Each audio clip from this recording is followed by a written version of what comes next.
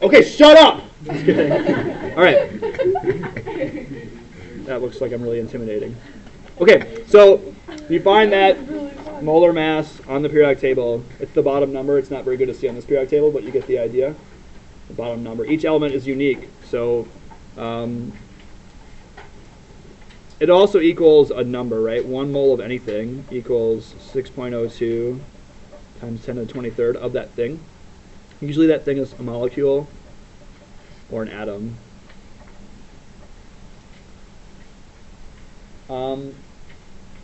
Every element weighs a different amount because they each have individual numbers of protons or unique numbers of protons and neutrons and electrons.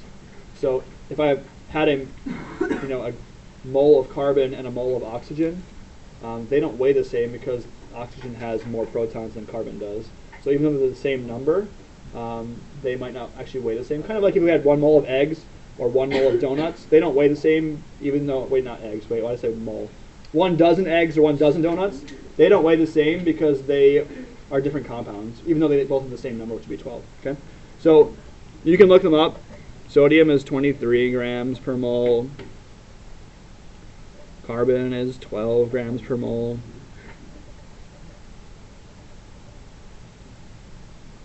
If it's a compound, then you add them together, so the compound is KBr. While potassium is 39.1 grams. And bromine is 79.9 grams. And if you added them up, you would get 111.1. Nope, wrong one. 120. Usually the label is grams per mole. Sometimes it's written as grams times mole to the -1, but it means the same thing, grams per mole. So far so good? This is review, right? Looks vaguely familiar? Yes, what? 1, huh? 19? Yeah. Really? Yeah. Yeah? No. Yeah? Oh, yeah. I got 119. Oh, yeah. 119? This is the 4th time I've done it, and no one has said anything. Okay, that's fine. Thank you for saying that. Appreciate it. If it's a more complicated, like this, CaCl2, you just multiply. So calcium is 40.1. Chlorine, oh, dumb. Chlorine is here. But there are 2 of them, so it's 2 times whatever chlorine is, which is 35.5. Because there are 2 of them, that's what that 2 means right there. So that ends up being 111.1. Bless you. Thank you. If I asked you to say what the molar mass of barium phosphate is, if I wrote it out,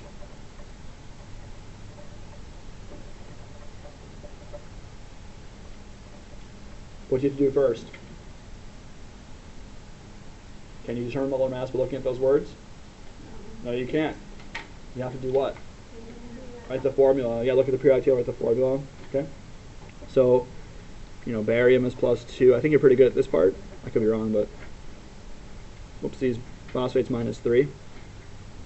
And you crisscross them, and the formula ends up being Ba3PO4 2. Then if you wanted to write its molar mass, you would look up all the elements. So barium, there are 3 of them. The 3 is right there. It only applies to barium. And barium's 137.3. And how many phosphoruses are there? 2, right? Because this 2 distributes. Okay, so multiply everything in the parentheses by 2. So there's 2 phosphoruses. That's 2 times 31. And 8 oxygens. Don't add them, multiply them. 8 oxygens, so that's 8 times 16 for oxygen. And then that ends up being 601.9 Yep. grams per mole. Usually they're not that high. Okay, low hundreds would be for this class, most of them. Okay, but something like this, like a plastic bottle, this is one giant molecule. They're all linked together. So the molecular masses can get into the tens of thousands. That's not uncommon. Or like inside your body, giant protein chains or enzymes, those can be, in the thousands. But for this class, most of our molar mass is going to be, low hundreds, okay, or even less. But that's all review. Remember that stuff? Because you're going to use that in a second. You're also going to be converting a lot. So let's talk about that a little bit. Converting in this chapter specifically, or this unit specifically, between moles and grams.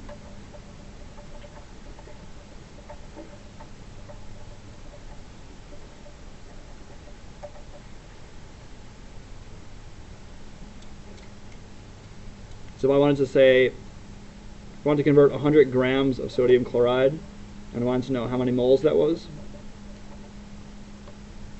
you would use conversion factors and molar masses to get there. You'd always start with what you're given, so 100 grams of NaCl. And you want to get rid of moles, or sorry, get rid of grams, so it's got to go on bottom, and you want to end up with moles, so it's got to go on top. 1 mole would go there. The molar mass of NaCl will go on bottom, so you have to add that up. Sodium is 23, chlorine is 35.5, and that equals 58.5. Where did those numbers come from? Periodic table. Okay, you gotta look them up in the periodic table, that's your job.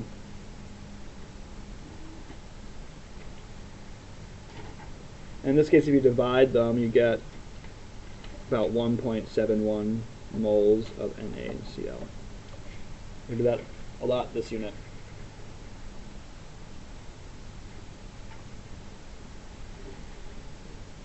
You want to go the other direction? It's the same idea, just flip the conversion factor. So if I had, let's say, 2.25 moles of, we'll stick with sodium chloride, and I want to know how many grams that is,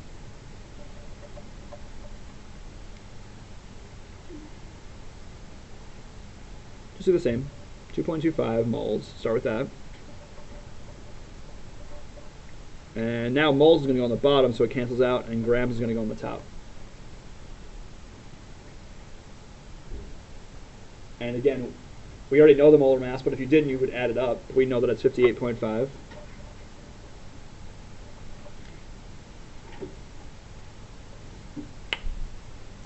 And in this case, you multiply. So it would be 131. Oopsies, that's a 3.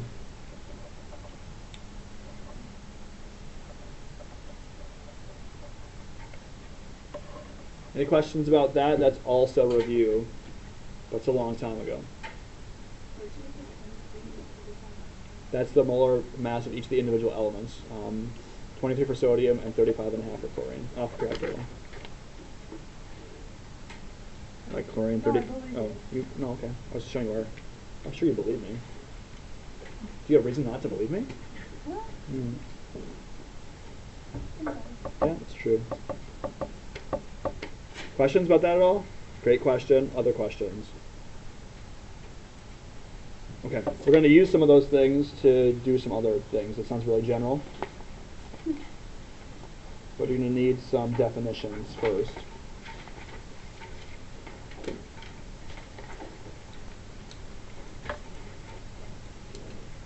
Okay. Molecular formula. The formulas that we've been using the entire year are called molecular formulas. They show you the actual number of each type of atom in a compound.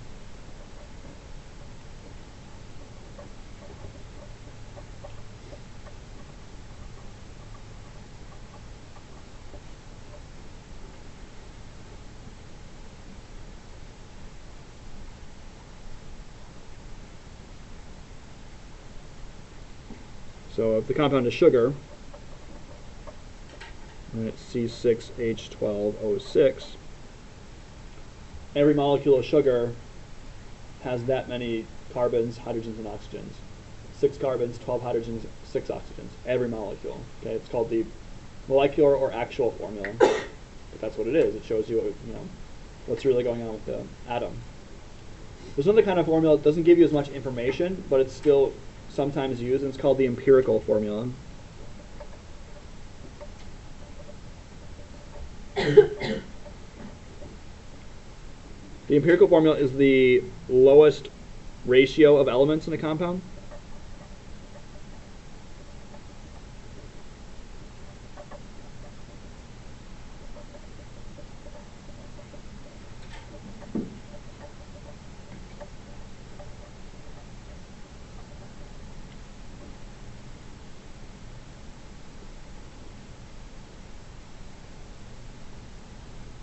So if we stick with sugar,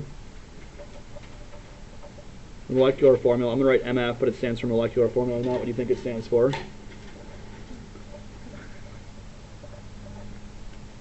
That's the actual true or molecular formula, C6H12O6. Can I reduce any of those numbers? You can, if you divide by what? 6, right? So the empirical formula is CH2O. Just divide them all by 6. It gives us less information, but it's still sometimes used in chemistry. It just shows the ratio. Okay. The real formula could be any multiple of that ratio. In this case, it happens to be a multiple of 6, but it could be anything. That's what the empirical formula shows. Sometimes the empirical formula and the molecular formula are the same, right? Water. What's the molecular formula for water? Can you reduce those? No, so then the empirical formula is the same. Okay, that is worth noting. Sometimes they're the same.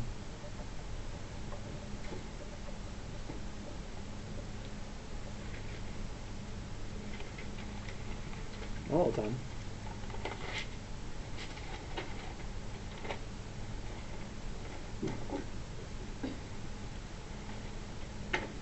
There are 3 things that you should be able to do with empirical formula. Let me show you what they are. I'm going to write that down.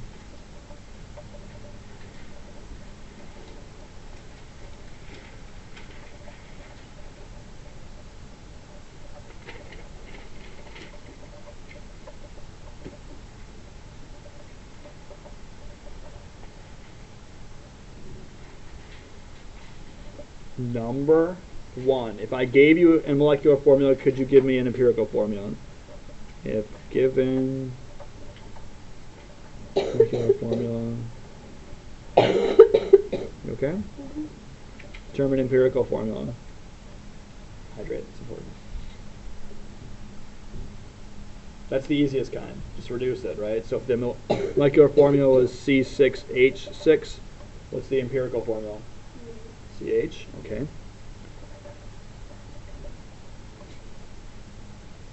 That's not hard. I think we can all reduce numbers. Second is pick from a list. Find an empirical, whoopsies, formula from a list of formulas.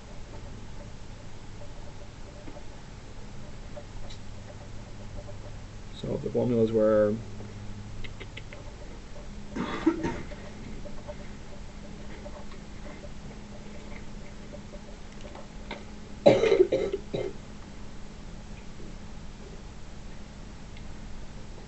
could you tell me which one of those is an empirical formula? It's B. What is it B? It can't be reduced, right? So that must be the empirical formula. You can reduce the others. Those are molecular formulas. Easy enough?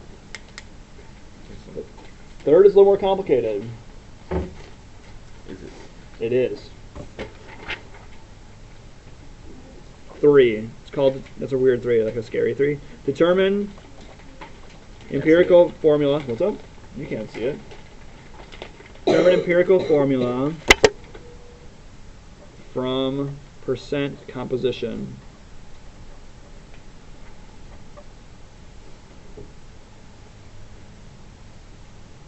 My other classes have said that we have not done percent composition yet. I kind of think we have, but I don't really remember. But it's cool if we haven't. This will still work out just fine, don't worry. Okay. Are you sure? What's that? Yeah, of course. One of these situations. Percent composition is when you like, never mind. If we haven't done it, then why would I even tell you? Do you like to watch SVU? What? Why not? Molar SVU or CSI? SV. Hawaii 5.0, maybe, never seen, but SV. any crime drama show.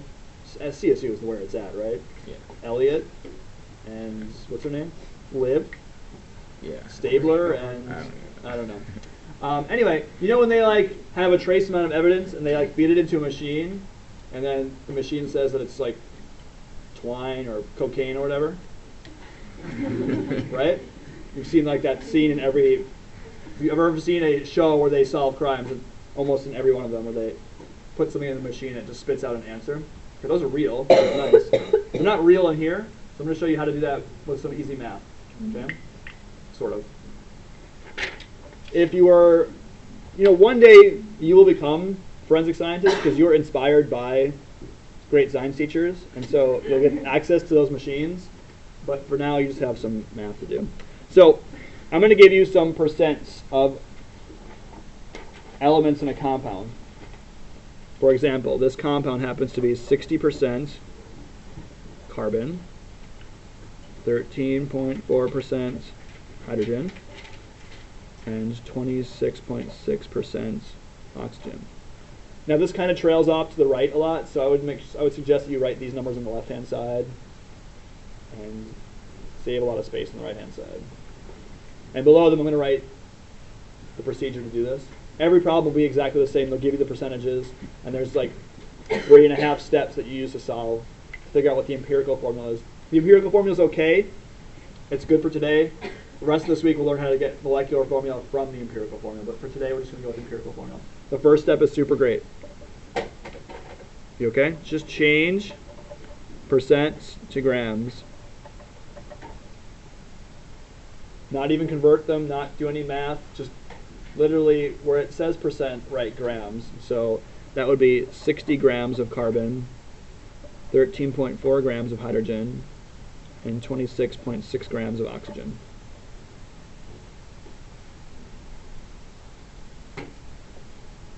You're assuming that you have a 100-gram sample, and so 60% of 100 is 60 grams. You don't really care, but that's what's happening. 2, convert your grams to moles.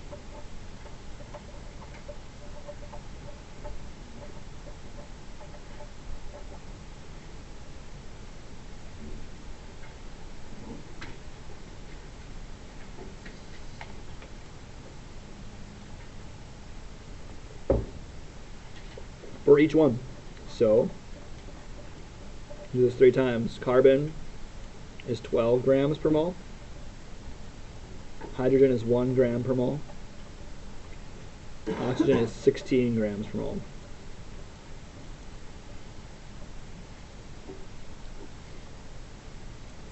Where do those numbers come from? 12, 1, and 16? Periodic table is correct. That's where they are. That's where you look them up. Alright, so let's do the math. This equals 5 moles. This is 13.4 moles. And this is 1.6625. Sometimes it helps to go out to 3 or 4 or 5 decimal places on this part because of the next step. Okay, step 3. Divide all those numbers by the smallest. So divide by the smallest number.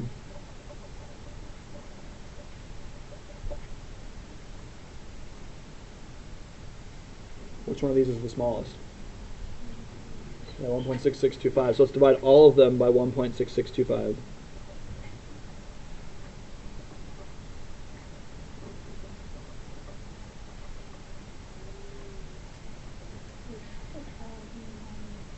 That's from the periodic table. Carbon, molar mass, hydrogen, and oxygen. They should be pretty close to whole numbers at this point. Even though when you put them in your calculator, they might differ a little bit, they should be close. So check it out.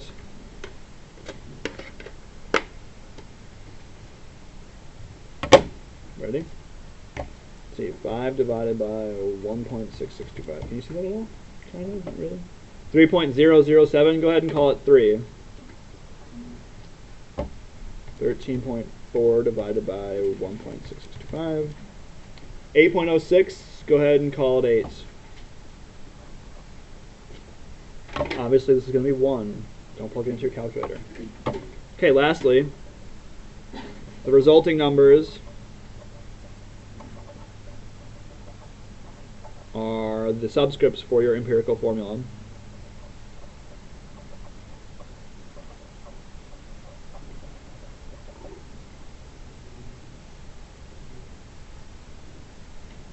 So this empirical formula, carbon is 3, so C3.